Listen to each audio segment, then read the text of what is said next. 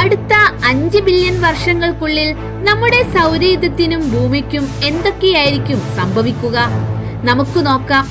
50,000 വർഷങ്ങൾ കഴിയുമ്പോഴേക്കും നമ്മൾ വിക്ഷേപിച്ചിട്ടുള്ള വോയേജർ 1 നമ്മുടെ സോളാർ സിസ്റ്റം വിട്ട് മറ്റൊരു സിസ്റ്റത്തിൽ എത്തിച്ചേർന്നിട്ടുണ്ടാകും. ഏകദേശം 50 മില്യൺ വർഷങ്ങൾ കഴിയുമ്പോഴേക്കും മാർസിന്റെ ഒരു ഉപഗ്രഹമായ ഫോബോസ് പൊടിഞ്ഞു പോകുകയും അത് പിന്നീട് മാർസിന്റെ വളയമായി മാറുകയും ചെയ്യും. 70 മില്യൺ വർഷം കഴിയുമ്പോഴേക്കും അന്റാർട്ടിക്ക പൂർണ്ണമായി ഉരുകി സമുദ്രത്തിൽ ചേർന്നിട്ടുണ്ടാകും. ഏകദേശം 200 മില്യൺ വർഷമാകുമ്പോഴേക്കും ഭൂമിയിലെ പല കോണ്ടിനെന്റുകൾ കൂടിച്ചേർന്ന് പുതിയൊരു സൂപ്പർ കോണ്ടിനെന്റായി മാറിയിട്ടുണ്ടാവും.